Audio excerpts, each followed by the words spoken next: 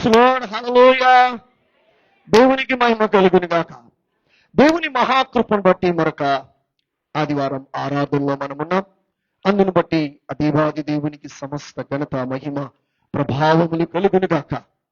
ఆయన సన్నిధిలో మనల్ని జ్ఞాపకం చేసుకున్న దేవునికి కృతజ్ఞత స్తుతులు చెల్లించవలసిన వారంగా ఉంటున్నాం.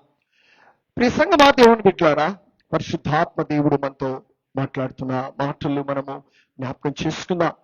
యోహాను స్వార్త 15వ అధ్యాయము 1 నుంచి 8 వచనాల వరకు మనం ధ్యానం చేద్దాం. ముందుగా మొదటి వచనం మనం చూద్దాం. నేను నిజమైన ద్రాక్షావళిని, నా తండ్రి వ్యవసాయకుడు. హల్లెలూయా. చూడండి, యేసు ప్రభు చెబుతున్న మాటను మనం జ్ఞాపకం చేసుకుందాం. I'm the true wine. నేను నిజమైన ద్రాక్షావల్లిని. హల్లెలూయా. సో ఇక్కడ యేసు ప్రభు తనను తాను ఇంట్రడ్యూస్ చేసుకుంటున్నాడు. నేను ఏమై ఉన్నాను అని అంటున్నాడంటే, నేను నిజమైన ద్రాక్షావల్లిని. సో నేను నిజంగా ఫలించే ద్రాక్షావళిని. సో నేను పరిశుద్ధుడను, నేను నీతిమంతుడను, హోలీ అండ్ రైచియస్నెస్. సో యేసుక్రీస్తు ప్రభు ఎలాంటి వాడంట? పరిశుద్ధుడు, నీతిమంతుడు. హల్లెలూయా. సో నేను నిజమైన వాణ్ణి, నేను నిజమైన ద్రాక్షావళిని. అర్థమవుతుందా? తనను తాను ఇంట్రడ్యూస్ చేసుకుంటూ తను ఏమై ఉన్నాడో చెప్తున్నాడు ఇక్కడ. తర్వాత తన తండ్రి ఏమై ఉన్నాడో చెప్తున్నాడు. నా తండ్రి వ్యవసాయకుడు. హల్లెలూయా. సో మనం గమనించగలుగుతున్నాం దేవుని బిడ్డారా. సో ఈ వ్యవసాయకుడు కూడా పరిశుద్ధుడైన దేవుడు. అవునా? ద్రాక్షావల్లి పరిశుద్ధమైనది, వ్యవసాయకుడు పరిశుద్ధమైన వాడు. హల్లెలూయా. అర్థమవుతుందా? అంటే వ్యవసాయం చేసేవాడు పరిశుద్ధుడు. ఆయన వేసిన విత్తనము పర్ఫెక్ట్, అంటే ఖచ్చితమైనది. అర్థమవుతుందా? అందుకే యేసు ప్రభు ఏమంటాడు? నా తండ్రి వ్యవసాయకుడు, నన్ను నాటినవాడు నా తండ్రి, నేను నిజమైన ద్రాక్షావల్లిని. సో నా తండ్రి నుంచి వచ్చాను కాబట్టి నేను కూడా పరిశుద్ధుడనై ఉన్నాను అని తనను తాను ఇంట్రడ్యూస్ చేస్తూ తన తండ్రి ఏమై ఉన్నాడో చాలా స్పష్టంగా చెప్తూ ఉన్నాడు. హల్లెలూయా. సో కాబట్టి వ్యవసాయకుడు పరిశుద్ధుడు, ద్రాక్షావల్లి అయిన యేసుక్రీస్తు పరిశుద్ధుడు. అవునా? ఇప్పుడు తీగలు ఏం కావాలి? తీగలు ఏం కావాలి? అంతే కదా. పరిశుద్ధుడు ప్లస్ పరిశుద్ధుడు ఈజ్ ఈక్వల్ టు పరిశుద్ధత. హల్లెలూయా. పరిశుద్ధుడు ప్లస్ పరిశుద్ధుడు ఈజ్ ఈక్వల్ టు పాపం రావాలా? ఏమండి చెప్పండి. సో ఇప్పుడు పరిశుద్ధుడు వ్యవసాయకుడు, నీతిమంతుడు వ్యవసాయకుడు, నా తండ్రి పరిశుద్ధుడు, నన్ను నాటాడు. సో నేను ద్రాక్షావల్లిని. ఇప్పుడు తీగలు క్వశ్చన్ మార్క్. అవునా? తీగలు పరిశుద్ధమైన తీగలే రావాలి. ఎందుకంటే పరిశుద్ధమైన ద్రాక్షావల్లికి అంటుకట్టబడి ఉంటే పరిశుద్ధమైన తీగలే బయటకు వస్తాయి. ఇప్పుడు పరిశుద్ధమైన తీగలు ఉన్నప్పుడు ఆ పరిశుద్ధమైన తీగలకు ఫలాలు స్వచ్ఛమైనవి, పరిశుద్ధమైనవి రావాలి కదండి. So this is the main thing. ఇది చాలా స్పష్టంగా దేవుని వాక్యం మనం చూడగలుగుతున్నాం. మరి మనం గమనిస్తే నా తండ్రి ఒక మంచి వ్యవసాయకుడు, అంటే జాగ్రత్త కలిగిన రైతు. జాగ్రత్త కలిగిన రైతు అని ఎందుకు అంటున్నాం అంటే, ఈ జాగ్రత్త కలిగిన రైతు వేయటమే కాదు, అది ఫలించేంత వరకు ఆ రైతు దాన్ని కాపాడుతూనే ఉంటాడు. హల్లెలూయా. అందుకే మనం దాన్ని ట్రాన్స్లేషన్ చూడగలుగుతాం. ఏంటంటే, నా తండ్రి ఒక జాగ్రత్త కలిగిన రైతు అంటాడు. చూడండి, మరి మనం గమనించగలిగితే దేవుని బిడ్డలారా, పరిశుద్ధుడు నాటాడు, పరిశుద్ధమైన విత్తనం. అవునా? సో నేను ద్రాక్షావళిని, నా తండ్రి వ్యవసాయకుడు, నా తండ్రి నన్ను నాటాడు. ఇప్పుడు నాలో నుంచి ఏం రావాలంటున్నాడు? పరిశుద్ధమైన తీగలు, పరిశుద్ధమైన ఫలాలు. ఇప్పుడు నాకు తీగలు ఉన్నాయి, ఆ తీగలు పరిశుద్ధమైనవి, ఆ పరిశుద్ధమైన ఫలాలు ఇవ్వాలి. కానీ ఇక్కడ ప్రాబ్లం ఏంటంటే, అంటే తండ్రి పరిశుద్ధుడు, క్రీస్తు పరిశుద్ధుడు, కానీ పరిశుద్ధమైన ఫలాలు కనబడట్లేదు. అందుకే ఒక మాట మనం చూద్దాం. చూడండి, బైబిల్ గ్రంథంలో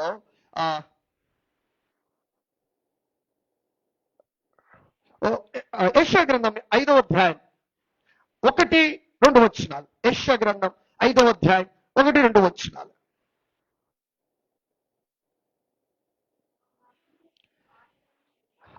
యెషయా 5:1-2 చదవ. నా ప్రియుని గూర్చి పాడదను వినుడి, అతని ద్రాక్ష తోటను బట్టి పాడదను వినుడి, ఆ సత్తువ భూమి గల కొండ మీద నా ప్రియునికి ఒక ద్రాక్ష తోట ఉండెను. ఆయన దానిని బాగుగా త్రవ్వి రాళ్ళని ఏరి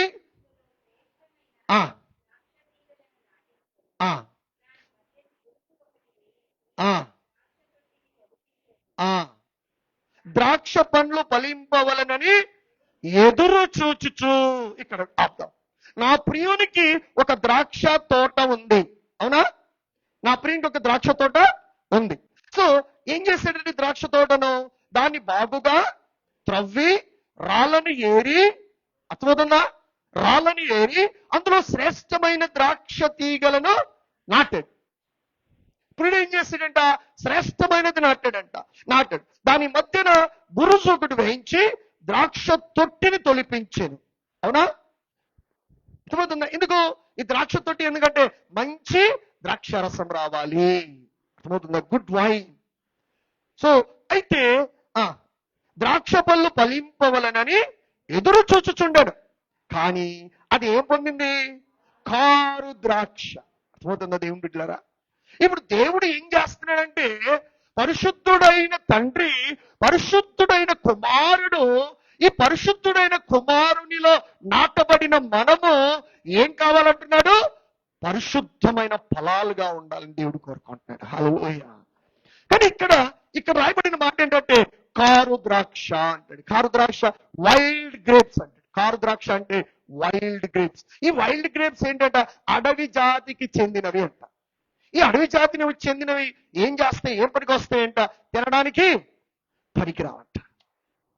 చూడండి, చూడటానికి అందంగా ఉంటాయి, ద్రాక్షలాగే ఉంటది, కానీ అవి తినడానికి పనికిరావు. ఏమని పెట్టారా? దేవుడు కోరుకుంటున్నది చూడటానికి అందంగానో కనబడటానికి అందంగా కాదు, తినటానికి రుచికరంగా కనపడాలి. దేవుడు మన జీవితాల్లో కారు ద్రాక్షగా చూడాలనుకోట్ల, రుచికరమైన ప్రశస్తమైన ద్రాక్షగా ఫలాలుగా మనల్ని చూడాలనుకుంటున్నాడు. హల్లెలూయా. అందుకే తనలో అంటుకట్టాడు, అందుకే తనలో నాటాడు. నా తండ్రి వ్యవసాయకుడు, నేను ద్రాక్షావళిని, తీగలు మీరు. ఇప్పుడు ఈ తీగల నుంచి దేవుడు ఏం కోరుకుంటున్నాడు? ఏం చూస్తున్నాడు? ఎదురు చూస్తున్నాడు. ద్రాక్ష పళ్ళు ఫలించవాలి. అవి ఎలాంటి ద్రాక్ష పళ్ళు? మంచి ద్రాక్ష పళ్ళు. అవునా? అంటే రుచికరమైన ఆ ద్రాక్ష రసాన్ని ఇచ్చే ద్రాక్ష పళ్ళు. అర్థమవుతుందా? ఎలాంటిది? యేసు ప్రభు వివాహపు విందుకు పిలువబడ్డాడు. పిలువబడిన తర్వాత ఆయన ఏం చేశాడంటే, అక్కడ ద్రాక్ష రసం అయిపోయింది. అయిపోయిన తర్వాత యేసు ప్రభు ఏం చేశాడు? నీళ్లను ద్రాక్ష రసంగా మార్చాడు. ఆ తాగిన అందరూ ఏమన్నారు? ఇంతవరకు ఇలాంటిది నోబలు ఎలా దాచిపెట్టుకున్నాం? ఇంత మధురమైనది. అర్థమవుతుందా? మన జీవితాలు కూడా అలాంటి మధురమైన స్థితిలోకి వెళ్ళాలని దేవుడు మనల్ని ఎక్కడో పాపపు కోపములో ఉన్న మనల్ని పట్టుకొచ్చి తనకు అంటుకట్టుకున్నాడు. తనకు అంటుకట్టుకున్నాడు దేవుని బిడ్డలారా. కానీ ఇక్కడ ఏమవుతుందంటే కారు ద్రాక్ష వస్తుంది. అదే ప్రాబ్లం. ఈ కారు ద్రాక్ష వైల్డ్ గ్రేప్స్, అడవి ద్రాక్ష. ఇది చూడటానికి అందంగా ఉంటుందంట, చూడటానికి అందంగా ఉంటుంది, కానీ తినటానికి పుల్లగా ఉంటుందంట. అది నోట్లో పెట్టుకుంటే పులుపు తుప్పుని మూసేస్తా ఉంటా. బట్ దేవుడు చూడటానికి అందంగా కాదు, రుచికరమైనదిగా కనపడాలని దేవుడు చేస్తాడు. అలాంటి జీవితాన్ని కోరుకుంటున్నాడు దేవుడు నీ నుంచి, నా నుంచి. అలాంటి ఫలభరితమైన జీవితాన్ని కోరుకుంటున్నాడు దేవుని బిడ్డలారా. అందుకే ఎప్పుడు కూడా విశ్వాసము, భక్తి ఇవన్నీ పై కొంచుకోకండి. ఎప్పుడు అది లోపల అంతరంగాల్లో నాటబడినదిగా మనము ఒక పటిష్టమైన విశ్వాస స్థితిలో మనం నిలిచి ఉన్నవారంగా ఉండాలని కోరుకుంటున్నాను. చూడు, ఈ మధురమైన ద్రాక్షరసము, శ్రేష్టమైన ద్రాక్షరసము, అది అందరికీ ఆనందాన్ని ఇస్తుంది. హల్లెలూయా. సంతృప్తినిస్తుంది. నీ జీవితము, నా జీవితం కూడా మధురమైనదిగా మార్చబడి అనేకులకు మధురము, ఆ మాధుర్యాన్ని పంచేదిగా ఉండాలి. హల్లెలూయా. ఆ పరిశుద్ధతను పంచేదిగా ఉండాలి. దేవుడు ఎదురు చూస్తున్నది ఒకటి, కాస్తున్నది ఒకటి. అర్థమవుతుందా? ఎదురు చూస్తున్నదేమో మధురమైనది, శ్రేష్టమైనది, కానీ కాస్తున్నది మాత్రము కారు ద్రాక్ష. కాస్తున్నది మాత్రము పులుపైనది, అంటే తినటానికి వీలు లేనిది. అదే కంటికి రమ్యంగా కనబడుతుంది, కానీ అది తినటానికి లేదు. దేవుడు మన నుంచి మాధుర్యాన్ని కోరుకుంటున్నాడు. హల్లెలూయా. మంచి ఫలాన్ని కోరుకుంటున్నాడు దేవుడు. చూడండి, మనం గమనిస్తూ ఉన్నాం, ఆయన తన కష్టమంతా పెట్టి మనల్ని నాటి క్రీస్తులో మన నుంచి ఏం కోరుకుంటున్నాడు? మాధుర్యాన్ని. అవునా? పనికిరాని దాన్ని కోరుకుంటున్నాడా? చేదుగా ఉండేదాన్ని కోరుకుంటున్నాడా? దేవుడు అలా ఎక్స్పెక్ట్ చేయట్లా. మన నుంచి ఎక్స్పెక్ట్ చేస్తుంది వేరు దేవుడు, మన నుంచి కోరుకుంటున్నది వేరు దేవుడు, మన నుంచి ఆశిస్తున్నది వేరు దేవుడు. మనము ఆయన ఆశకు తగ్గట్టు, ఆయన కోరుకున్న తగ్గట్టు మన జీవితాలలో మనం ఉండాలి. మన జీవితాలు మనము సరి చేసుకోవాలి. చూడండి, మనం గమనిస్తూ ఉన్నాం. దీంట్లో మనం ఒక ఆత్మీయ సత్యాన్ని మనం గమనిస్తే, ఎందుకు ఈ కారు ద్రాక్ష అనేది ఫలిస్తుంది, ఎందుకు వస్తుంది అంటే, బైబిల్ ఏం చెప్తుందంటే, మనం గమనిస్తే, పాపము, అవిధేయత, దేవుణ్ణి గౌరవించకపోవటం, డిస్రెస్పెక్ట్ గాడ్. పాపము, సిన్, డిసొబీడియన్స్ అండ్ డిస్రెస్పెక్ట్. దీన్ని బట్టి ఏమవుతుందంటే, మనము మాధుర్యము లేని కారు ద్రాక్ష ఫలిస్తుంది. అర్థమవుతుందా?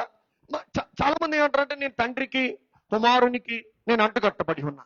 బట్ అంటుకట్టబడి ఉన్న నీ జీవితంలో కారు ద్రాక్ష రాకూడదు. వచ్చిందంటే దానికి కారణం ఏంటంట? 3 విషయాలు. ఒకటి పాపము, రెండోది డిసోబీడియన్స్, అవిధేయత, మూడోది డిస్రెస్పెక్ట్, అగౌరవము. ఎవరిని అగౌరవిస్తున్నావు? దేవుణ్ణి. అర్థమవుతుందా? ఎవరికి నువ్వు ఉపయోగం ఉండట్లేదు? దేవునికి. నువ్వు దేవునికి వ్యతిరేకంగా నువ్వు పాపం చేస్తున్నావు. బికాస్ ఆఫ్ దట్ నువ్వు మంచి ద్రాక్ష ఫలించాల్సింది, మాధుర్యమైనది నువ్వు ఫలించాల్సింది. బట్ నువ్వేమవుతున్నావంటే, అడవి ద్రాక్ష, కారు ద్రాక్ష ఫలిస్తుంది. అరే, నేను క్రీస్తులోనే ఉన్నానే, బట్ నువ్వు ఎక్కడ క్రీస్తును గౌరవిస్తున్నావు? ఎందుకు అని ప్రశ్నించుకున్నప్పుడు మనతో దేవుడు మాట్లాడుతున్న సమాధానం ఇది. ఈ 3 విషయాలు, ఈ 3టిని బట్టి నీవు ఫలించాల్సింది, అంటే నువ్వు మంచి రుచికరమైన ద్రాక్షగా ఉండాల్సింది ఏమైపోతున్నా? కారు ద్రాక్షగా, ఉపయోగకరంగా లేకుండా నువ్వు తయారవుతున్నావు. అర్థమవుతుంది? It's not a fault of God. దేవుని తప్పు కాదు, మన తప్పు ఇది. దేవుడు నన్ను మాధుర్యంగా, మధురముగా, రుచికరంగా దేవుడు నన్ను మార్చాలనుకున్నప్పుడు, నేను నా చేతులతో నా జీవితాన్ని నేను పులుపుగా, చేదుగా మార్చుకుంటే బుద్ధి తక్కువతనం ఎవరిదండి? అంతే కదా? సో మనల్ని దేవుడు ఎందుకు ఎన్నుకున్నాడు, చూస్ చేసుకున్నాడు అనేది నువ్వు గ్రహించగలిగితే నీ జీవితాన్ని నువ్వు కట్టుకోగలుగుతావు. దేవుని బిడ్డలారా, అదే ఇప్పుడు అంటున్నాడు. దేవుడు ఎదురు చూస్తున్నది, ఎక్స్పెక్ట్ చేస్తున్నది ఒకటి, వస్తుంది ఒకటి. ఒక ప్రొడక్ట్ దేవుడు ఎదురు చూస్తుంటే ఇంకొక ప్రొడక్ట్ బయటకు వస్తుంది. అది కరెక్టా? దేవుడు ఎదురు చూస్తున్నది మనలో నుంచి బయటికి రావాలి, కానీ దేవుడు ఎదురు చూడనిది మనలో నుంచి బయటికి రాకూడదు. దట్స్ వై మన ఆత్మీయ జీవితాలు నాశనం అవుతున్నాయి. అందుకే మన ఆత్మీయ స్థితిగతులు దిగజారిపోతున్నాయి. ఆల్వేస్ దేవుడు ఎప్పుడు కూడా మన నుంచి ఎక్స్పెక్ట్ చేస్తున్నది, దేవుడు నా నుంచి కోరుకుంటున్నది ఏంటి, ఎక్స్పెక్ట్ చేస్తున్నది ఏంటి? దేవునికి కూడా ఎక్స్పెక్టేషన్స్ ఉంటాయా? నాకే ఉంటాయి అనుకున్నా ఇన్ని రోజులు, నాకే కోరికలు ఉంటాయి, నేనే ఎదురు చూస్తూ ఉంటా దేవుని. బట్ దేవుడు నీ నుంచి ఎక్స్పెక్ట్ చేస్తున్నది డిఫరెంట్. దేవుడు నీ నుంచి ఎక్స్పెక్ట్ చేస్తున్నది వేరు. సింపుల్. ఇక్కడ దేవుడు కోరుకుంటున్నది ఏంటంటే మంచి ద్రాక్ష. ఆ మంచి ద్రాక్షలో నుంచి వచ్చిన మధురమైన పానీయం. ఇక్కడ వచ్చింది ఏంటి? కారు ద్రాక్ష. యెషయా 5:1-2 ప్రకారం, అవునా? ఆయన ఎదురు చూస్తున్నది, ఆ యజమానుడు ఎదురు చూస్తున్నది, ఆ ప్రియుడు ఎదురు చూస్తున్నది వచ్చిందా? రాలా. ఏమొచ్చింది అక్కడ? కారు ద్రాక్ష వచ్చింది. ఈ కారు ద్రాక్ష కూడా చూడటానికి అలాగే కనబడుతుంది. దేవుని బిడ్డలారా, మన ఆత్మీయ జీవితాలు అలాగే ఉన్నాయేమో ఒక్కసారి మనం చెక్ చేసుకుందాం ఈరోజు. పరిశుద్ధాత్మ దేవుడు నేను ఈ మాటలు ధ్యానిస్తున్నప్పుడు నాతో చాలా విషయాలు మాట్లాడుతూ వచ్చాడు. నేను సంఘానికి తెలియచేయాలని ఇష్టపడుతూ ఉన్నా.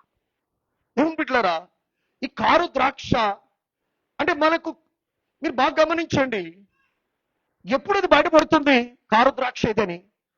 మనం ఏమనుకుంటామంటే, అబ్బా ఈ చెట్టుకి ఎంత ఫలం ఉందో, ఎంత రమ్యంగా ఉందో, ఈ చెట్టు గుత్తులు గుత్తులు ఉంది, బాగా ఉంది. వాడు ఒకటి తీసుకొని నోట్లో పెట్టుకున్నప్పుడే కదా. ఇప్పుడు టేస్ట్ చేసేది ఎవరు? ఎవరు? మనం కాదు. నువ్వు పుల్లగా ఉన్నావా, రుచిగా ఉన్నావా అని టేస్ట్ చేసేది ఆయన, అవునా? టెస్టర్ ఆయన చేతిలో ఉంది, మీటర్ ఆయన చేతిలో ఉంది. మనం పుల్లగా ఉన్నామా, రుచిగా ఉన్నామా, మాధుర్యంగా ఉన్నామా లేదా, మాధుర్యమైన ఫలాన్ని ఫలించామా లేదా అని ఆయన టెస్ట్ చేసి, ఇది పనికి వస్తుందా, ఇది పనికి రాదా అని చెప్పి టెస్ట్ చేసి రిజెక్ట్ చేస్తాడు ఆయన. అర్థమైందా? అయితే ఒక్కసారి మనము ఆ కారు ద్రాక్ష మన మన మన మన ఆత్మీయ జీవితాల్లో ఫలించకుండా ఉండాలంటే ఈ 3 విషయాలు మనం చెక్ చేసుకుంటూ ఉండాలి ఎప్పుడు. ఒకటి, పాపాన్ని. ఒకటి, చెయ్యొద్దు. 2, ఎంకరేజ్ చేయొద్దు. 2 థింగ్స్. ఒకటి, చెయ్యొద్దు. 2, ఎంకరేజ్ చేయొద్దు. ఇంకొకరిని ప్రోత్సహించొద్దు. ఎంటర్టైన్ అవ్వద్దు. అర్థమైందా? Don't entertain the people, sinful people. So ఇది. రెండోది, ఒబీడియన్స్ ఆఫ్ ద వర్డ్. ఎప్పుడైతే దేవుని వాక్యం నీతో మాట్లాడుతుందో దాన్ని నువ్వు విధేయత, అంటే వెంటనే లోబడు, వెంటనే accept the word of God. నేను దీన్ని యాక్సెప్ట్ చేస్తున్నాను ప్రభువా, నేను దీనికి లోబడుతున్నా. And respect the God. గౌరవించాయి. ఎక్కడ మన జీవితంలో మన మాట, మన క్రియ, దేని వలన కూడా ఆయన నామము అగౌరవం పాలు కాకూడదు. Be careful. అందుకే చాలా జాగ్రత్తగా భయభక్తులతో దేవుని సన్నిధిలో నిన్ను నువ్వు సరి చేసుకుంటా. దీన్ని ఇది చేస్తూ వెళ్తున్నప్పుడు ఏమవుతుంది? కారు ద్రాక్ష ఉండదు. మనం దీన్ని ఇగ్నోర్ చేసామనుకోండి, ద్రాక్ష ఉంటది, అది అందంగా ఉంటది, కానీ ఆయన టెస్ట్ చేసినప్పుడు పుల్లగా ఉంటుంది. ఎందుకు పుల్లగా ఉంది అంటే ఈ 3 విషయాలు మనము అబ్జర్వ్ చేయలేదు కాబట్టి, ఈ 3 విషయాలు మనము జాగ్రత్త కలిగి ఉండలేదు కాబట్టి అది కారు ద్రాక్షగా మారింది. హల్లెలూయా. రైట్, ఓకే, మంచిది. సో ఇప్పుడు 2వ వచనంలోకి వద్దాం. యోహాను సువార్త 15వ అధ్యాయం 2వ వచనం.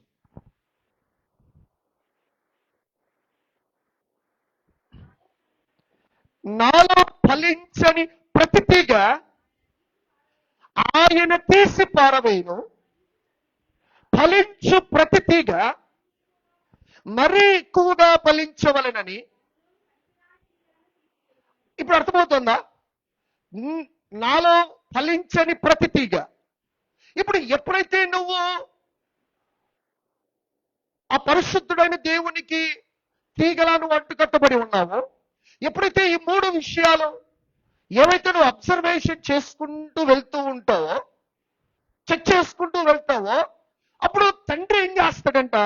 నాలో ఫలించని ప్రతి తీగను ఆయన ఎందుకంటే వ్యవసాయకుడి పనే కదా అది. ఇప్పుడు వ్యవసాయకుడు ఏం చేస్తాడంటే రోజు పొద్దున్న లేస్తూనే ఎక్కడికి వెళ్తాడు? చేనుకి వెళ్తాడు, పైరు చూడటానికి, తోట చూడటానికి వెళ్తాడు. వెళ్ళి దాన్ని చెక్ చేస్తాడు. అవునా? దాంట్లో కలుపు మొక్కలు ఏమైనా వచ్చాయేమో. అవునా? ఎక్కడైనా ఇప్పుడు మనకు చెట్టు వేసాం, ఆ చెట్టుకు కాయలు కాయాలి, పూలు పుయ్యాలి. ఇప్పుడు ఆ చెట్టుకి ఏమైపోతుందంటే కొన్ని కొమ్మలు ఎండిపోయి ఉంటాయి. అవునా? వాటిని ఏం చేస్తాడు? తీసేస్తాడు. అలాగ ఉంచుతావు దాన్ని. ఇప్పుడు అలాగ ఉంచితే చెట్టు అంతా పోయే ఛాన్స్ ఉంది, పంట పోయే ఛాన్స్ ఉంది. ఇప్పుడు ఎప్పుడైతే నువ్వుగా దేవునికి అప్పగించుకొని మీన్స్ నువ్వు చెక్ చేసుకుంటూ ఉంటావో, ఇప్పుడు నీ తండ్రి వ్యవసాయకుడు, నీ తండ్రి ఏం చేస్తాడంట? పనికిరాని ఫలించని ప్రతి తీగ ఆయన తీసి పారవేయను. ఫలించని ప్రతిదీ ఆయన ఏం చేస్తాడు? డిస్కనెక్ట్ చేస్తాడు. ఫలించని ప్రతిదీ తీసేస్తాడు. ఫలించు ప్రతి తీగ మరి ఎక్కువగా ఫలింపవలనని దానిలోని పనికిరాని తీగలు. అర్థమవుతుందా? ఫలించనిది తీసేస్తాడు, ఫలించనిది కట్ చేస్తాడు. ఇప్పుడు ఫలిస్తున్నప్పుడు ప్రతి తీగ మరి ఎక్కువగా ఫలించాలి. నువ్వు ఇంకా ఎక్కువగా ఫలించాలి. ఎక్కువ ఫలించాలంటే ఏం చేస్తున్నాడు దేవుడు? దానిలోని పనికిరాని తీగలను ఆయన డిస్కనెక్ట్ చేస్తున్నాడు. ఎవరి పని ఇది? దేవుని పని. దేవుడు పనికిరాని తీగలను కట్ చేస్తున్నాడు. లేదు ప్రభా, పనికిరాని తీగలు ఉండాలి, పనికిరానంతా నా చుట్టూ ఉండాలి, పనికిరాని ఉంటేనే నాకు బాగుంటది అని నువ్వు అనుకుంటే, ఈ పనికిరాని తీగలన్నీ ఏం చేస్తాయంటే నువ్వు ఫలించకుండా అవి నిన్ను తొక్కేస్తాయి. అర్థమవుతుందా? ఇప్పుడు తండ్రి ఏం చేస్తున్నాడు? వ్యవసాయకుడైన తండ్రి, ఎప్పుడైతే నువ్వు చెక్ చేసుకుంటున్నావో నీ పాపము విషయంలో, అవిధేయత విషయంలో, తర్వాత దేవుని గౌరవించే విషయంలో నువ్వు చెక్ చేసుకుంటూ నువ్వు ఆయనతో కనెక్ట్ అయి ముందుకెళ్తున్నప్పుడు వ్యవసాయకుడైన తండ్రి ఆయన పని చేయడం మొదలు పెడతాడు మన జీవితంలో. హల్లెలూయా! ఆయన పని చేస్తాడు. ఆయన ఏం చేస్తాడంటే ఫలించింది ప్రతి తీగ తీసేస్తాడు, కట్ చేస్తాడు. ఫలించింది కట్ చేస్తాడు. ఫలిస్తున్న దానిలో ఫలించు ప్రతి తీగ మరి ఎక్కువగా ఫలించాలని ఏం చేస్తాడు? పనికిరాని తీగ, దానిలో పనికిరాని, ఫలించే దానిలో కూడా ఆ ఫలించకుండా అడ్డుపడే తీగలు ఉంటాయంట. అర్థమవుతుందా దేవుని బిడ్డలారా? నీ ఆత్మీయ జీవితంలో నువ్వు ఫలించకుండా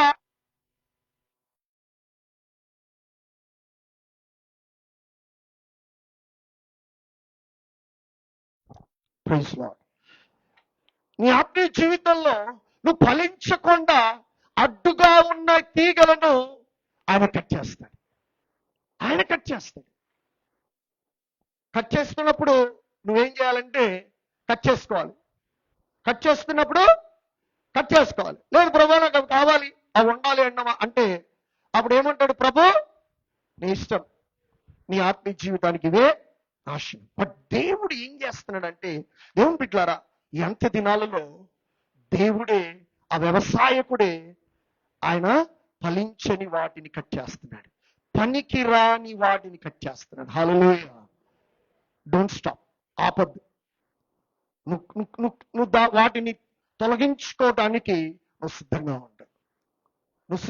ఎందుకంటే నీ ఆత్మీయ జీవితము ఎదగకపోవటానికి, లేకపోతే దేవుని కార్యాలు జరగకపోవటానికి, దేవుని పని ముందుకెళ్ళకపోవటానికి ఈ అడ్డుగా ఉన్న ఈ తీగలే కారణం.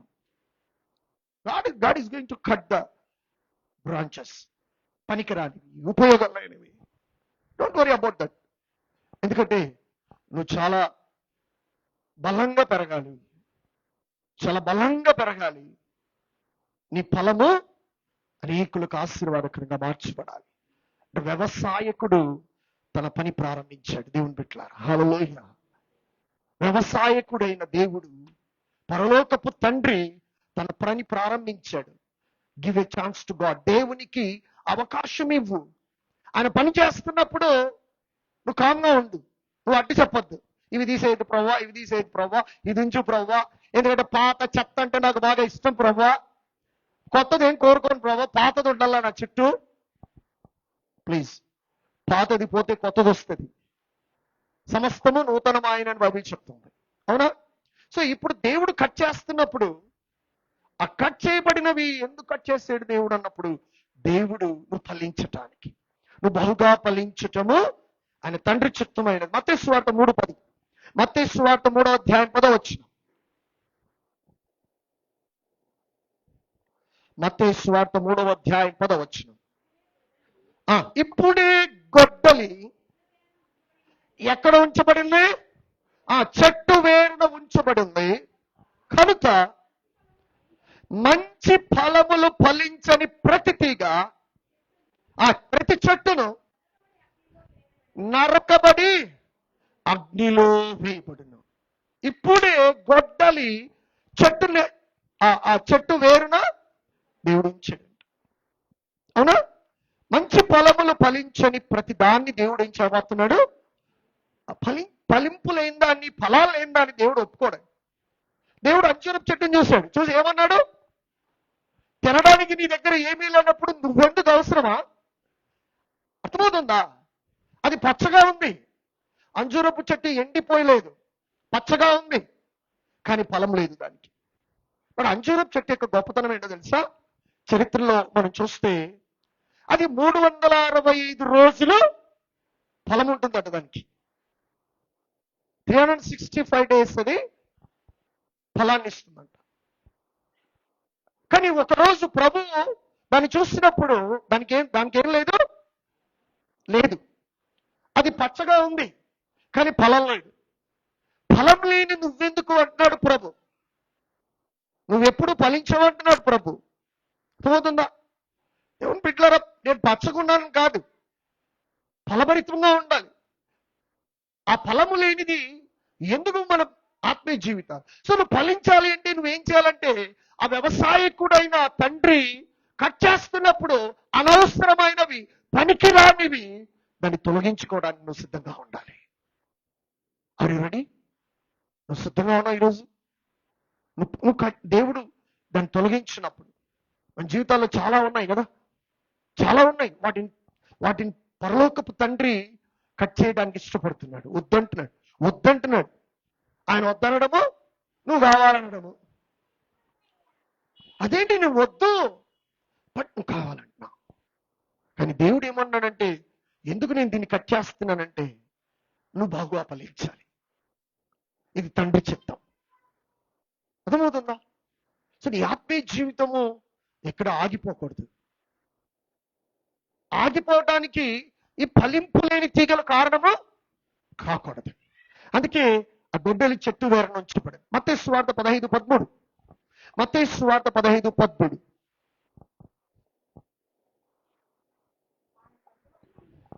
పరలోకమందున్న ఆయన, మరొకసారి చదవమా. ఆయన పరలోకమందున్న నా తండ్రి నాటని ప్రతి మొక్క. ఎందుకు? నా తండ్రి నాటితే ఫలం ఉంటుంది కదా. అర్థమవుతుందా? నా తండ్రి నాటినప్పుడు అది నాలో ఉంటుంది, అప్పుడు ఫలిస్తుంది. అది ఫలించలేదంటే కారణం ఏంటి? అది దానికి కారు ద్రాక్ష వచ్చిందంటే కారణం ఏంటి? నాట్లేదని అర్థం. దాన్ని పీకేస్తాను. ప్రతి మొక్క పెళ్ళగించబడును. అంత్య దినాలలో దేవుడు ఎవరిని అంత ఈజీగా తీసుకోవట్లేదు. దేవుని బిడ్డలారా, దేవుడు ఎక్స్క్యూజ్ చేస్తాడు.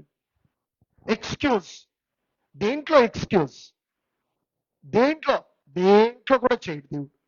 వాక్యానుసారముగా లేకపోతే, వాక్యాన్ని నువ్వు ఒబే కాకపోతే నీకు దేంట్లో కూడా ఎక్స్క్యూజ్ లేదు. No excuse, not at all. పర్లేదులే, దేవుడు నన్ను క్షమిస్తాడు. ఎందుకు క్షమిస్తాడు దేవుడు నిన్ను?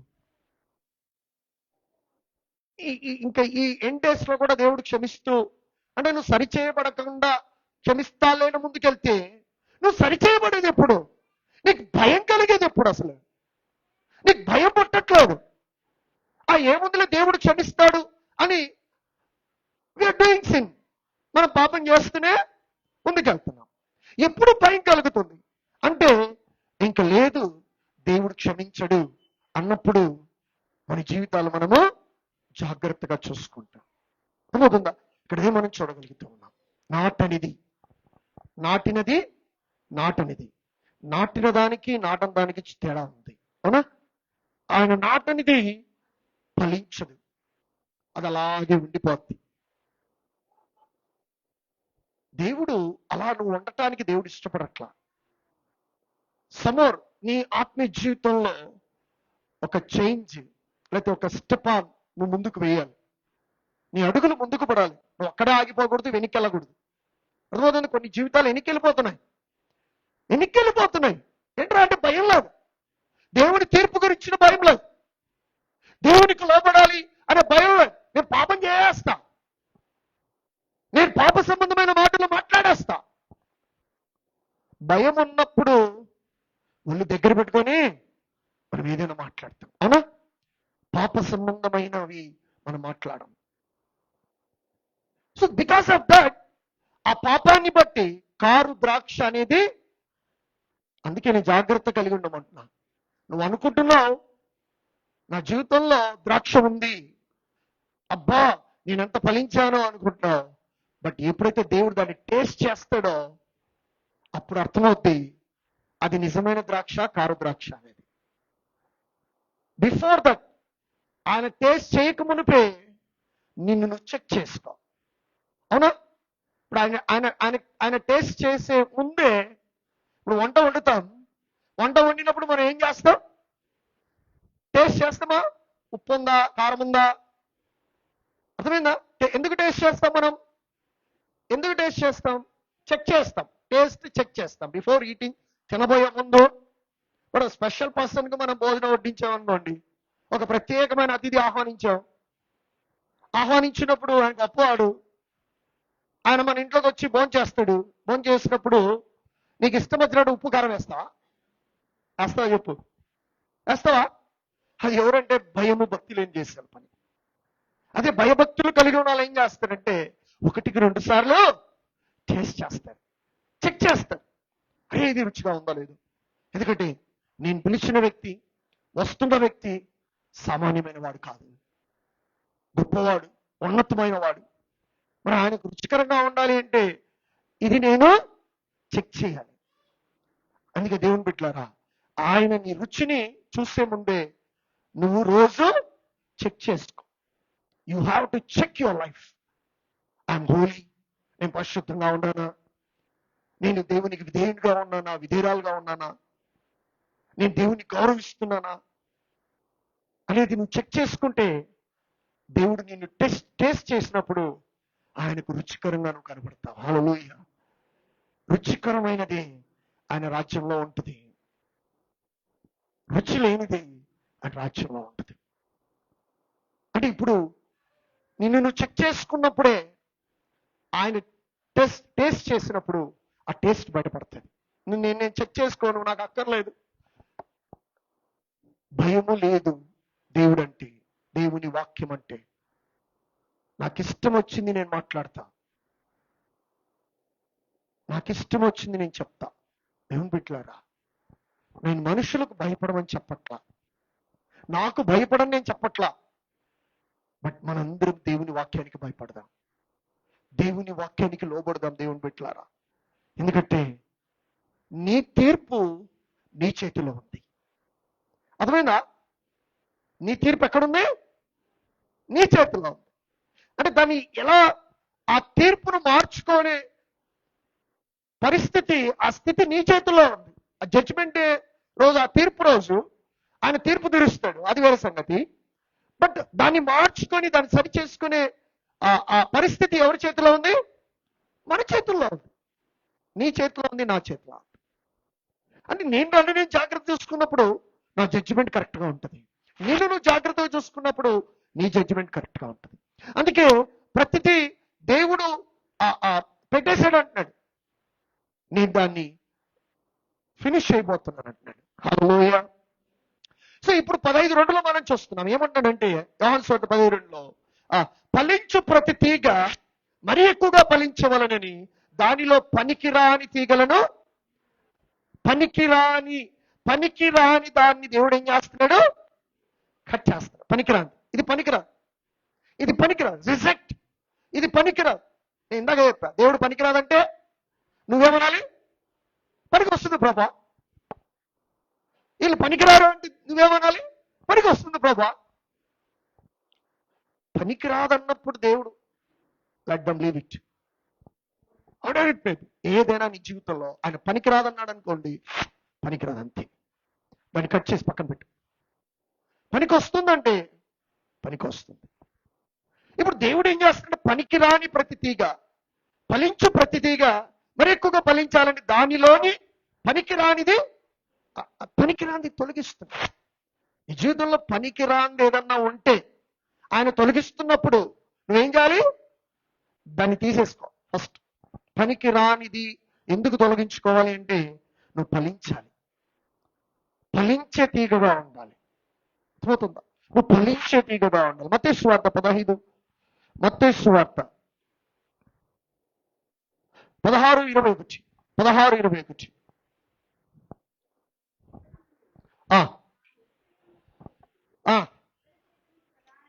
పెద్దల చేతను, ప్రధాన యాజకుల చేతను, శాస్త్రుల చేతను చంపబడి చూడు, ఇది జరగాలి, ఇది జరగాలి, ఇది దేవుని రాజ్యం, ఇది దేవుని పని, ఇలా జరగాలి అని ఎవరు చెప్తున్నారు? యేసుప్రభు చెప్తున్నాడు. యేసుప్రభు చెప్తున్నాడు అంటే జరగాల్సిందే కదా. ఆయన చెప్తున్నాడు కదా, ఇది జరగాలి. ఇది జరిగితే ఏమవుతుంది? దేవుని రాజ్యం వస్తుంది. అది జరగకపోతే దేవుని రాజ్యము రాదు. సో ఇదంతా చెప్తుంటే ఒక ఆయన అడ్డపడ్డాడు. చదవండి. పేతురు చేయబట్టుకొని ప్రభువా ఏం చేస్తున్నాడు? యేసు ప్రభువుని గద్దిస్తున్నాడంట. ప్రభు ఇది జరగకూడదు నీకు అని గద్దిస్తున్నాడు. అరే జరగాలని ప్రభు అంటే జరగకూడదు నువ్వేమో చెప్తున్నావు. ఇది జరగాలి అంటే నువ్వేమంటున్నావు? పేతురు ఏమంటాడు? ఇది జరగకూడదు. గద్దిస్తున్నాడు. ఎవరిని గద్దిస్తున్నాడు? యేసు ప్రభుని గద్దిస్తున్నాడు అంట పేతురు. యేసు ప్రభుని పేతురు రిక్వెస్ట్ చేయట్లా. ఏం చేస్తున్నాడు? గద్దిస్తున్నాడు. ఇది నీకు జరగకూడదు ప్రభు అని. ప్రభు ఏమంటున్నాడు చూడండి. అయితే చదవమ్మా. ఎవరిని అంటున్నాడు ఈ మాట? పేతురు వైపు తిరిగి ఇప్పుడు పేతురు కంటే నువ్వు గొప్పవాడువా మామూలుడువా చెప్పండి. అప్పటికి యేసు ప్రభుతో తిరిగినప్పుడు యేసు ప్రభుతో ఉన్నాడు పేతురు, అవునా? అన్నిటికీ ఐ విట్నెస్ పేతురు, అవునా? బట్ మనం దేనికి లేదు. కానీ పేతురు కంటే గొప్ప వాళ్ళం కాదు ఎక్కడ కూడా. బట్ పేతురుని ఏమంటున్నాడు దేవుడు ఇక్కడ? ఏమంటాడు? అంతకు ముందే పైన ఏమన్నాడు తెలుసా? చదవండి. పైన ఏమంటున్నాడు తెలుసా? అందుకే యేసు పేతురు పేతురుతో ఏమంటాడు? ఈ బండ మీద సంఘాన్ని కడతా అంటున్నాడు. కానీ ఇక్కడ కింద ఏమంటున్నాడు? అర్థమైందా? ఆడేమో పేతురు బండ మీద సంఘాన్ని కడతానంటున్నాడు. నువ్వు చాలా గొప్పవాడు పేతురు అన్నాడు. అంతలోనే పేతురు సాతాను అయిపోయాడు. సాతాను ఎప్పుడు ఎలా దూరుతుందో, ఎవరో దూరుతుందో, ఎలా బుద్ధి తక్కువ పనులు చేస్తుందో తెలియదండి కదా. అంటే ప్రాబ్లం సాతాన్ది కాదు, ఆ అవకాశం ఇచ్చిన వాళ్ళది ప్రాబ్లం, అవునా? ఇక్కడ పేతురు అవకాశం ఇస్తున్నాడు సాతానుకి. అందుకే యేసుప్రభు ఏమన్నాడు అంటే దేవుని పనికి అడ్డుపడేది ఎవరు? అంతే కదా. ఇప్పుడు ఆ సాతాను ఏం చేశాడు? పేతురులో దూరి యేసుప్రభు చేయబట్టుకొని యేసుప్రభుని గద్దిస్తున్నాడు. ఇది నీకు జరగకూడదు గాక. జరగకూడదంటే యేసుప్రభు ఏమంటున్నాడు? సాతానా నా వెనుకకు పో, నీవు నాకు అభ్యంతర కారణమై ఉన్నావు. నువ్వేమై ఉన్నావు? అభ్యంతకారం, అఫెన్స్ అంటాడు. అభ్యంతర, దేవుని ప్రణాళికకు డిస్టర్బెన్స్, విరుద్ధంగా ఆలోచిస్తున్నాం. సాతానుతో చెప్తున్నమాట. పేతురులో పనిచేస్తున్న సాతానుతో దేవుడు ఏం చెప్తున్నాడు?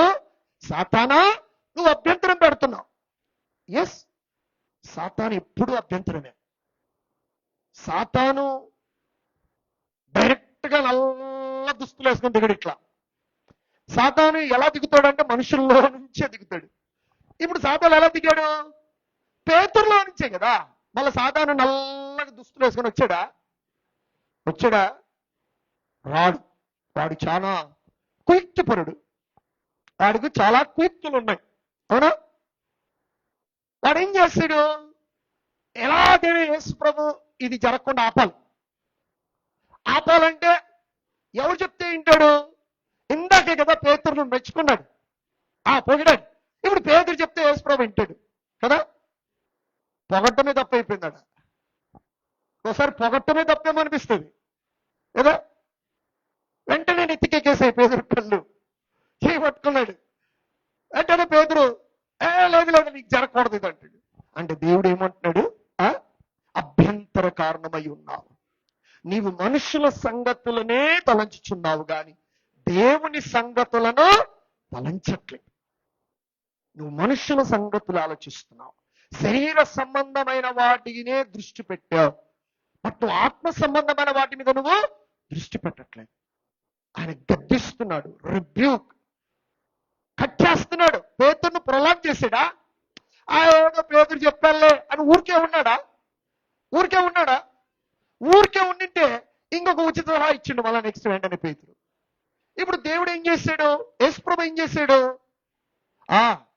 వెంటనే నువ్వు అభ్యంతరం. ఈ దేనికి అభ్యంతరం? నువ్వు దేవుని పనికి. దేవుని బిడ్డలారా, అదే చెప్తున్నా. నీలో దేవుని రాజ్యము కట్టడానికి అభ్యంతరమైనవి ఏమన్నా ఉంటే వాటిని నువ్వేం చేయాలి? ఈరోజు కట్ చేసి దేవుని పనికి, దేవుని ఉద్దేశానికి, దేవుని ఆలోచనకు, దేవుని ప్రణాళికకు, వాక్యానుసారమైన స్థితికి అభ్యంతరమైనవి ఏమన్నా ఉంటే ఏం చేయాలి? Cut it of. దేవుడు వెంటనే కట్ చేస్తున్నాడు. పేతురు, నువ్వు నీ మాటలు ఆపు. First stop your words, don't listen, keep on. సాతాను మాట్లాడుతూ ఉంటాడు, నేను వింటూ ఉంటా. సాతాను ఎలా మాట్లాడతాడు? సాతాను ఎలా మాట్లాడతాడండి? ఎలా మాట్లాడతాడు సాతాను? మనుషుల ద్వారా. Very good. మనుషులు అంతే కదా, వాళ్ళు మాట్లాడుతూ ఉంటారు. Keep on. ఏం మాట్లాడుతున్నారు వాళ్ళు? నువ్వు జస్ట్ అబ్జర్వ్ దేమ్. వాళ్ళు ఏం మాట్లాడుతున్నది దేవుని వాక్యానుసారమా? వాక్యానుసారం కానప్పుడు వాళ్ళు ఎలాంటి వాళ్ళైనా ఫస్ట్ కట్ ఇట్ ఆఫ్. ఎందుకు తెలుసా? ఫలించు ప్రతి తీగ మరి ఎక్కువగా ఫలించవలెను. నువ్వు మరి ఎక్కువగా ఫలించాలన్నది దేవుని కోరిక. నువ్వు మరి ఎక్కువగా ఫలించాలంటే పనికిరాని తీగలను కట్ చేయి. తీగలు కట్ చేయి. ఆ కట్ చేయడానికి దేవుడు ఛాన్స్ ఇస్తున్నాడు, అవకాశం ఇస్తున్నాడు. ఆ పనికిరానివి ఎందుకు కట్ చేయంటే ఫలించాలి, నువ్వు మరి ఎక్కువగా ఫలించాలి. సో ఎప్పుడైతే నువ్వు దాన్ని స్టాప్ చేస్తావు, యేసు ప్రభు ఇమ్మీడియట్ గా స్టాప్ చేసి వెంటనే పేతురును స్టాప్ అంటున్నాడు. స్టాప్. నువ్వు అభ్యంతరంగా ఉన్నావు, నీ మాటలు అభ్యంతరంగా ఉన్నాయి. Be careful, listen careful. ఎవరన్నా నా దగ్గరికి వచ్చి ఎవరి గురించి మాట్లాడితే నేనేం చెప్తాను తెలుసా? స్టాప్ అని చెప్తా. నా దగ్గర మాట్లాడద్దు, డోంట్ టాక్. కొంతమంది ఇదే జీవితం, కొంతమందికి ఇదే జీవితం, అవునా? సో మనము దాన్ని ఎంకరేజ్ చేయదు, దాన్ని ప్రోత్సహించద్దు. యేసు ప్రభు ఇక్కడ దాన్ని స్టాప్ చేశాడు, ఆపాడు. పేతురుని కట్ చేసాడు. అక్కడ సాతానా అంటున్నాడు, ఇది రహస్యంగా లోపలికి తీసుకెళ్లి రూమ్లోకి తీసుకెళ్లి చెప్పిన మాట కాదు. పబ్లిక్ లో ఏమంటున్నాడు? పేతురును ఏమంటాడు? ఇలాంటి వాళ్ళని సాతానాన్ని పిలిచండి, పబ్లిక్ లో పిలిచండి. రూమ్ లో చెప్తే ఎంట్రీలు, రూమ్ లో చెప్తే ఇంకోటి చెప్పారు అనుకుంటారు. బట్ పబ్లిక్ లో యేసు ప్రభు అంటున్నాడు, సాతానా నువ్వు అభ్యంతరంగా ఉన్నావు. దేవుని పనికి, దేవుని విషయంలో, దేవుని రాజ్యం కట్టబడకుండా నువ్వు అభ్యంతరంగా ఉన్నావు. సో జస్ట్ స్టాప్, ఆపే. దేవుని బిడ్డలారా, నేను ఒక్కటే చెప్తున్నా ఈరోజు, ప్రియ సంగమా, నువ్వు దేవుని పనికి అభ్యంతరంగా నువ్వు ఉండకూడదు, నీ జీవితం ఉండకూడదు, నీ మాట ఉండకూడదు. ఒకవేళ అటువంటిది ఏమన్నా ఉంటే ఈరోజు నువ్వు ఏం చెప్పాలంటే, సాతానా నువ్వు అభ్యంతరంగా ఉన్నా విడిచిపెట్టేసి వెళ్ళిపో. నువ్వు ఉండటానికి వీల్లేదు. నువ్వు అభ్యంతరం ఎవరికి? దేవుని ఆలోచనకు, దేవుని ఉద్దేశానికి, దేవుని పనికి. ఇది కదా యేసు ప్రభు చెప్పింది ఇక్కడ. అలాంటిది ఏదున్నా, అభ్యంతరమైనది ఏదున్నా ఫస్ట్ స్టాప్ చేయి. Don't listen. ఎందుకంటే నీ ఆత్మీయ జీవితం నాశనం అవుతుంది. నువ్వు ఫలించడం ఆగిపోద్ది. నువ్వు బహుగా ఫలించాలి.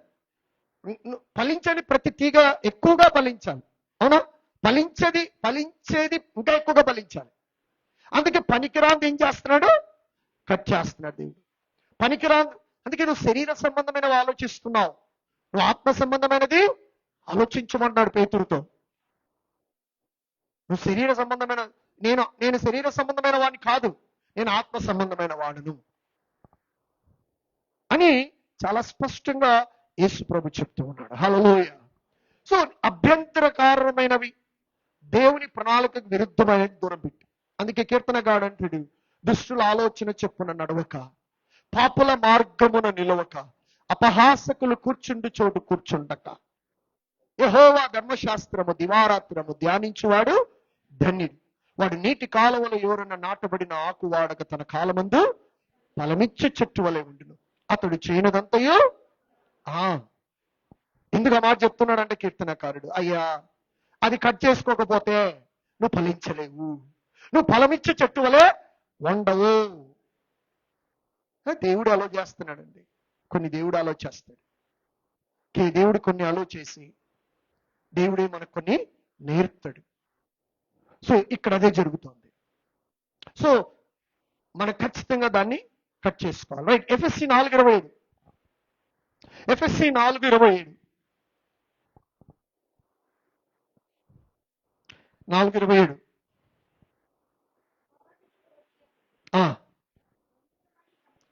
ఇది అపవాదికి given no opportunity place to the devil. Opportunity కోసం ఎవరు ఎదురు చూస్తుంటారు? అవునా? నువ్వు ఇచ్చావనుకో కంప్లీట్ నీ లైఫ్ డిస్ట్రాయ్ చేస్తాడు. ఇంగ్లీష్లో ఏముందంటే ఆపర్చునిటీ అని ఉంది, ఇంకొక ట్రాన్స్లేషన్లో ఏముందంటే ప్లేస్ అని ఉంది, ఇంకొక ట్రాన్స్లేషన్లో ప్లేస్ అని ఉంది, అంటే చోటు. ఆపర్చునిటీ అంటే అవకాశం. ఎవరికి అవకాశం ఇవ్వద్దు, ఎవరికి చోటు ఇవ్వద్దు? అపవాదికి అవకాశం ఇవ్వద్దు, చోటు ఇవ్వద్దు. సో ఎప్పుడైతే ఇస్తావో డిస్ట్రాయ్ చేస్తుంది. దేవుని పని జరగకుండా, దేవుని రాజ్యము కట్టబడకుండా, మనం ఫలించకుండా, మనము మధురమైనదిగా మార్చబడకుండా కంప్లీట్ గా మనల్ని నాశనం చేస్తుంది అపవాది. ఇది అపవాది సంబంధమైన క్రియ. అందుకే ఏమంటాడు పౌలు భక్తుడు, అపవాదికి చోటు ఇవ్వద్దు, ఆపర్చునిటీ ఇవ్వద్దు, ప్లేస్ ఇవ్వద్దు, ఆడు చెప్పేదంతా వినొద్దు. పోతుందా? అవకాశం మనం ఇస్తే వాడు వస్తాడు, మనం ఇవ్వకపోతే వాడు రాడు, వాడు స్టాప్ అవుతుంది. రైట్. ఓకే. యోహాను సువార్త 15:3.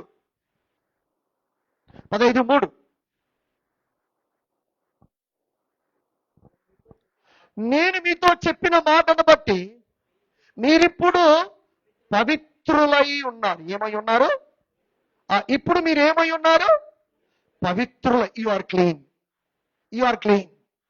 ఎందుకు మీరు ఇప్పుడు పవిత్రులై ఉన్నారంటే ప్రతిదీ కట్ చేయబడింది కాబట్టి. హల్లెలూయా. అంటే మిమ్మల్ని అపవిత్రపరిచేది ఏది లేదు కాబట్టి మీరు ఇప్పుడు ఏమై ఉన్నారు? పవిత్రులై ఉన్నారు. So you are clean. Hallelujah. You are clean. ఎవరు క్లీన్ చేస్తారు? దేవుడు మనల్ని క్లీన్ చేస్తాడు. దేవుడు మనల్ని పవిత్రులుగా పెట్టాడు. ఎందుకంటే పవిత్రమైనది బహుగా ఫలిస్తుంది. దేవుని బిడ్డలారా, బహుగా నువ్వు ఫలించాలి అంటే నువ్వేం చేయాలంటే నీ ఈ పనికిరానివన్నీ దూరం పెట్టుకోవాలి. నీ తండ్రి అయిన ఆ వ్యవసాయకుడు ఆ ద్రాక్షావల్లికి నువ్వు అంటుకట్టబడి ఉండాలి. అప్పుడు నువ్వు పవిత్రుడుగా ఉంటావు. రైట్. ఓకే. మనం 4వ వచనం చూడండి. 15:4. నా యందు నిలిచి ఉండుడి, మీ యందు నేనును నిలిచి, abide in me and I in you. నా యందు నిలిచి ఉండుడి, అప్పుడు నీ యందు నిలిచి ఉండదను. Stay connected with Jesus.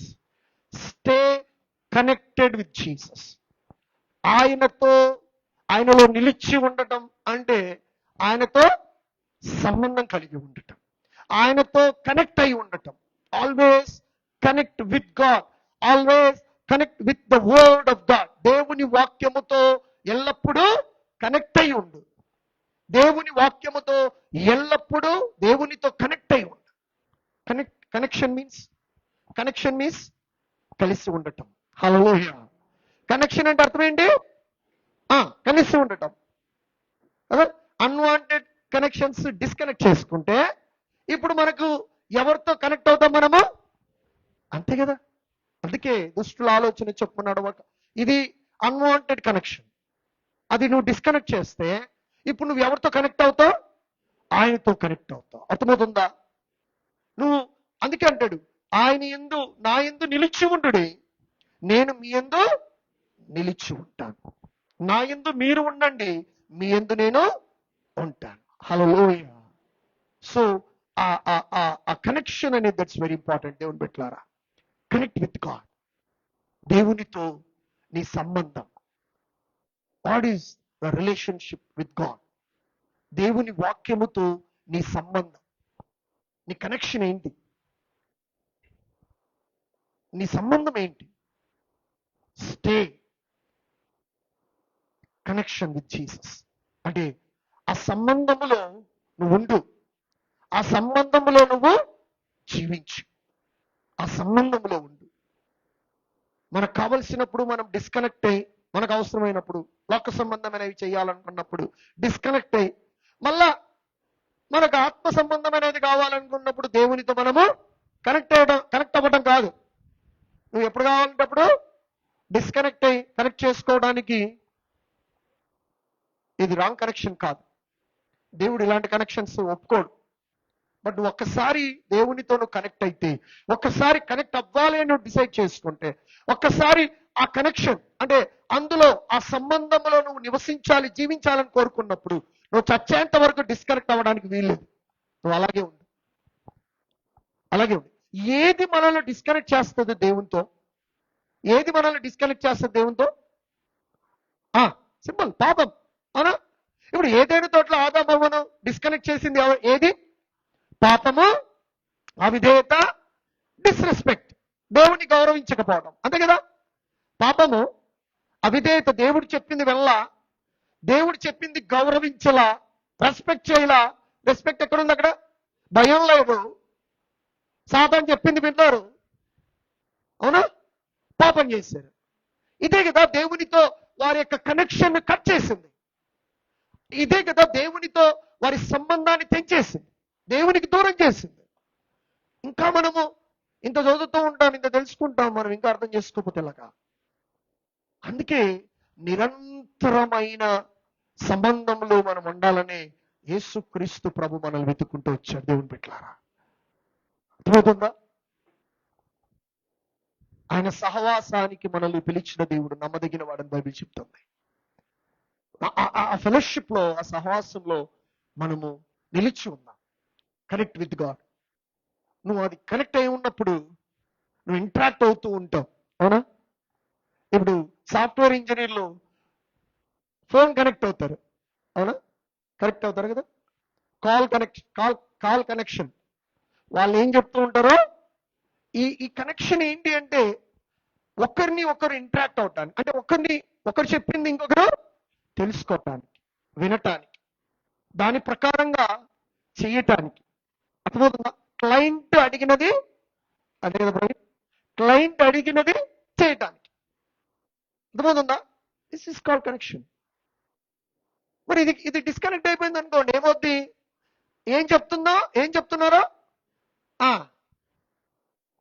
అప్పుడు నువ్వు చెప్పచ్చు వాళ్ళు ఏం చెప్తున్నారు, డిస్కనెక్ట్ అయింది. డిస్కనెక్ట్ అయితే ఎట్లా? అర్థమవుతుందా? సో ఎప్పుడైతే ఈ డిస్కనెక్ట్ అయిపోతామో, మన సంబంధం తెగిపోతామో, అన్నీ ఆగిపోతాయి. మన జీవితాలలో. ఏం బిడ్డలారా, పరలోకపు తండ్రి తనకు తానుగా మనల్ని డిస్కనెక్ట్ చేయట్లేదు. బట్ మనముగా ఆయనకు డిస్కనెక్ట్ అవుతున్నాం. ఇది ఇది ఇది మీరు ఆలోచించండి. ఆదాము తనకు తానుగా ఆదాము డిస్కనెక్ట్ అయ్యాడు తప్ప దేవుడు వాళ్ళని డిస్కనెక్ట్ చేయాల. ఆ డిస్కనెక్ట్ అవడానికి కారణము 3 విషయాలు. అవునా? పాపం, అవిధేయత, డిస్రెస్పెక్ట్, దేవుని గౌరవించకపోవటం. ఆ దాన్ని బట్టి వాళ్ళు దేవునికి డిస్కనెక్ట్ అయ్యారు. అందుకే యేసుప్రభు ఏమన్నాడంటే, నా యందు మీరును నా యందు నిలిచి ఉండుడి, మీ యందు నేను నిలిచి. ఎందుకు మనం ఆయన యందు నిలిచి ఉండాలి? ఆయన మన యందు నిలిచి ఉండాలి. నేను క్లుప్తంగా చెప్పిన ముగించేస్తా. 5వ వచనం, ద్రాక్షావల్లిని నేను, తీగలు మీరు, ఎవడు నా యందు నిలిచి ఉండునో, నేను ఎవని యందు నిలిచి ఉండునో ఏంటట? మచ్ ఫ్రూట్, బహుగా ఫలించును. హల్లెలూయా చెప్పండి. బహుగా ఫలించును. అవునా? బహుగా ఫలించాలని ఉందా లేదా నీకు? నువ్వు ఎక్కువ ఫలించాలని లేదా? ఇప్పుడు ఎక్కువ ఫలించాలన్నప్పుడు నువ్వు దేవునితో కనెక్ట్ అయి ఉండాలి కదా. సో ఈ ఫలింపు గురించి మాట్లాడుకుంటే, ఫలించడం అంటే ఏంటి పాస్టర్ గారు? మాకు బాగా డబ్బులు రావడమా? మేము బాగా డబ్బులు ఆస్తులు సంపాదించుకోవడమా? But this is spiritual fruit. ఇది ఆత్మీయ ఫలింపు. నువ్వు బహుగా ఫలించటం అంటే నువ్వు ప్రభువును చేరటం. అర్థమైందా? అంటే ఇక్కడ దేవుని ఆశీర్వాదాలు ఉంటాయి, ఇక్కడ మనం ఆశీర్వదించబడతాం, ఇక్కడ మనల్లో దేవుడు ఒక ఉన్నతమైన స్థితిలో పెడతాడు. బట్ దేవుని అక్కడ మనం ఆయనకి రీచ్ అవ్వాలంటే నువ్వు ఎవరితో కనెక్ట్ అయి ఉండాలి? దేవునితో, ఆయన వాక్యముతో. నువ్వు బహుగా ఫలించాలి, నువ్వు ఫలిస్తూ ఉండాలి. నిన్ను ఎందుకు ఫలింప చేస్తున్నాడంటే, దేవుడు అనేకులకు ఆశీర్వాదకరంగా ఉండటానికి దేవుడు నిన్ను ఫలిస్తున్నాడు. నువ్వు ఫలించావు, నువ్వు హెచ్చింపబడ్డావంటే ఆయన నామం మహిమపరచబడాలి, మొదటిది. రెండోది, నువ్వు అనేకులకు ఆశీర్వాదకరంగా ఉండటానికి. దేవుడు అబ్రహాముని ఎందుకు ఫలింపజేశాడు? అబ్రహాముని ఎందుకు ఆశీర్వదించాడంటే, యెహోవా నామము ఉన్నతమైనది అని లోకానికి చెప్పటానికి, మొదటిది. రెండోది, అబ్రహాము ద్వారా అనేక మందిని దేవుడు దీవించాడు. హల్లెలూయా. అందుకే దేవుడు ప్రామిస్ చేసి అబ్రహామును హెచ్చించాడు, అబ్రహామును ఆశీర్వదించాడు. అందుకే ఈరోజు అబ్రహాము, ఇస్సాకు, యాకోబు దేవుడయ్యాడు. అవునా? ఎందుకు ఆ పేరు వచ్చిందంటే, అబ్రహామును ఆశీర్వదించిన దేవుడు. ఆ దేవుడు ఎలాంటి వాడు? గొప్పవాడు. ఆయన నామము గొప్పది. ఆయన నామము గొప్పదిగా చూపించబడింది. ఆ ఫలింపు ద్వారా, ఆశీర్వాదాల ద్వారా అబ్రహాము అనేకులకు ఆశీర్వాదకరంగా మార్చబడ్డాడు. దేవుని బిడ్డలారా, అందుకే అంటాడు ఇక్కడ, ఎందుకు నువ్వు కనెక్ట్ అయి ఉండాలి అంటే నువ్వు బహుగా ఫలించాలి. ఈ బహుగా ఫలించటమే ఏంటంటే 8వ వచనం చదవండి.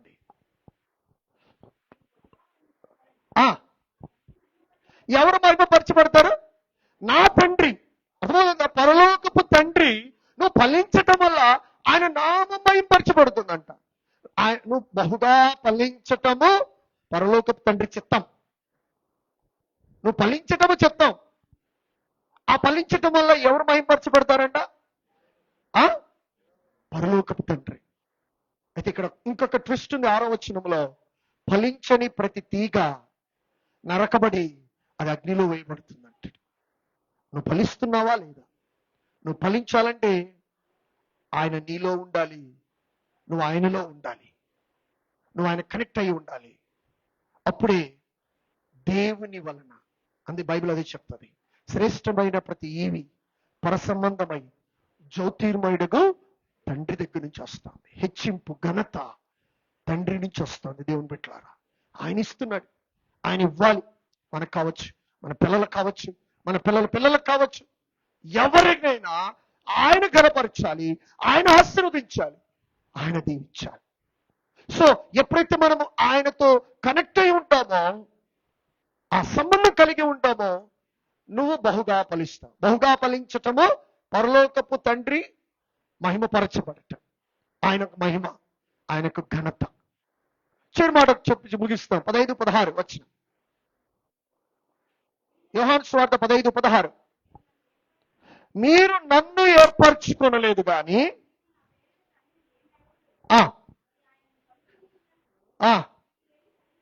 మీరు వెళ్ళి ఫలించుటకును మీ ఫలము నిలిచి ఉండుటకును